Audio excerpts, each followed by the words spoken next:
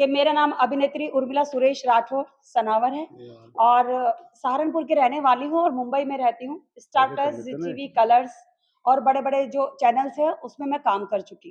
काफ़ी सीरियल्स में मैं लगभग 38 सीरियल्स में काम कर चुकी और लगभग 48 फ़िल्म्स में मैं हरियाणवी जो रीजनल लैंग्वेज की जो फ़िल्म्स होती हैं, उनमें भी मैं मुख्य भूमिका में काम कर चुकी हूँ। पिछले 25 साल से इंडस्ट्री में सक्रिय रूप से काम कर रही हूँ।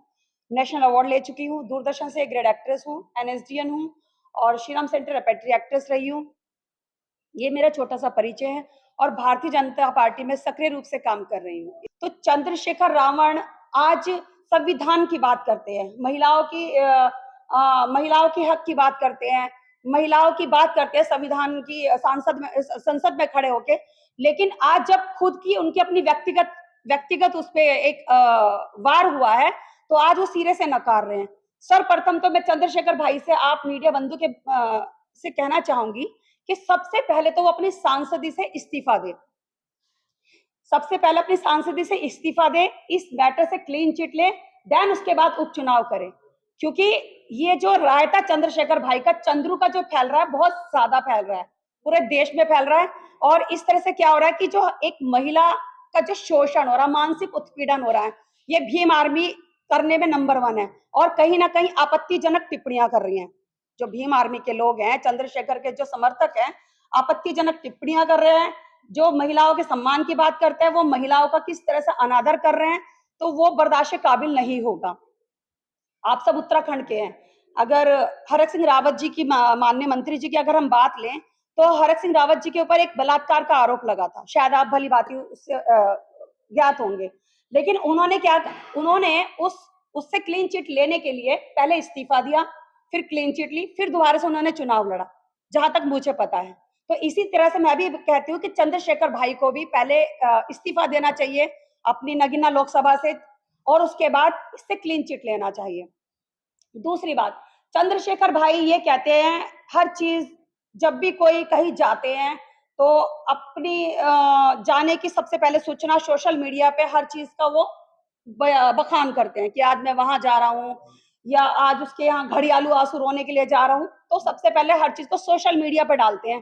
तो आप पत्रकार बंधुओं से हमें ये पूछना है, क्या सोशल मीडिया पे कभी चंद्रशेखर भाई ने अपनी शादी की कोई फोटो, कोई बैंकेट हॉल या उनकी शादी में कौन-कौन से खाने बने थे, क्या कभी उन्होंने डाला है?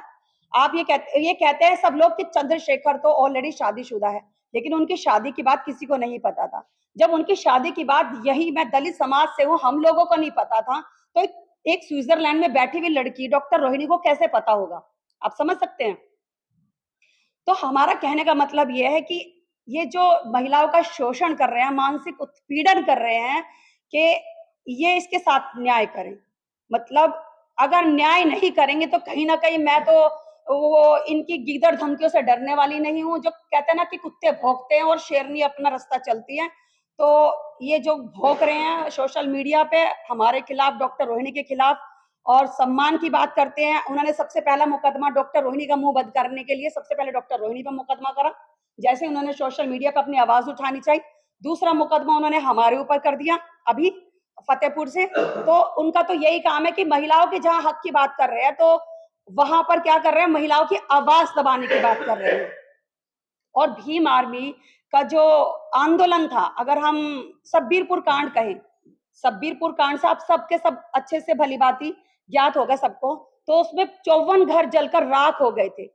54 घर दलितों के जलकर राख हो गए थे। तो उन 54 घरों को दोबारा से बसाने के लिए दलित समाज ने और लोगों ने इतना चंदा दिया, करोड़ों रुपए चंदा दिया, जिससे भाई ने क्या करा, अय्याशी करी।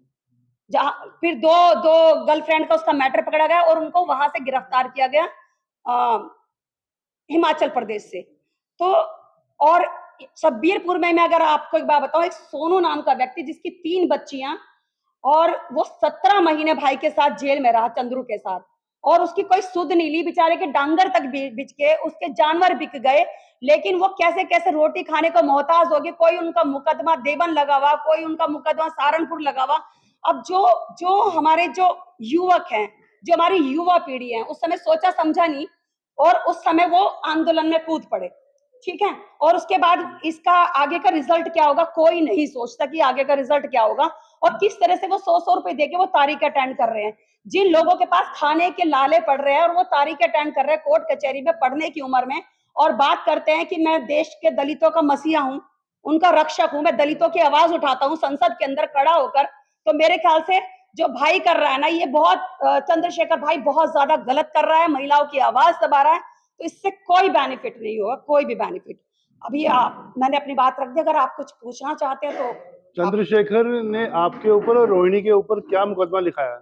देखिए, हमारे और रोहिणी के ऊपर उन्होंने IT एक्ट के तहत मुकदमा लिखवाया कि मेरी छवि धूमिल कर रहे हैं, मानहानि लिखवाया है कि मेरी छवि धूमिल हो रही है इन वीडियोस से जो डॉक्टर रोहिणी डाल रही है, और सिर्फ हमने डॉक्टर रोहिणी की इंडिया में उनकी आवाज उठाई है। थोड़ा सा शॉर्ट में बताइए, क्या मामला क्या था उनका आपस में जो इतना बड़ा हुआ है? देखिए, डॉक्टर रोहिणी उनसे मिली, उनके साथ आंदोलन में भी रही, बहुजन समाज के, और उन्होंने उसका शारीरिक शोषण, मानसिक उत्पीड़न वो तो किया ही, लेकिन जो शादी का झांसा दिया डॉक्टर रोहिणी को, उस झांसे से सिरे से मुकर गए और कहने लगे कि मैं तो डॉक्टर रोहिणी को जानता ही नहीं कि who is doctor Rohini. Doctor Rohini जबकि एक वाल्मीकि समाज से आती है, वो दलित समाज से आती है। हम खुद चमार जाति से, हम खुद सहारनपुर से है जहां से चंद्रशेखर भाई है, हम भी दलित समाज से आते हैं। लेकिन जो भाई दूसरों की लड़ाई लड़ने की मुहिम चला रहा है, महिलाओं की आवाज उठाने की बात करता है, वो अपने ही समाज की महिलाओं की आवाज दबाने का काम कर रहे हैं। तो आपने रोहिणी को सपोर्ट किया इस मामले में? जी हाँ, जैसे हमने रोहिणी को सपोर्ट किया तो रोहिणी को सपोर्ट करने के बाद तुरंत हमारे ऊपर मुकदमा लिखवाना शुरू कर दिया भाई ने।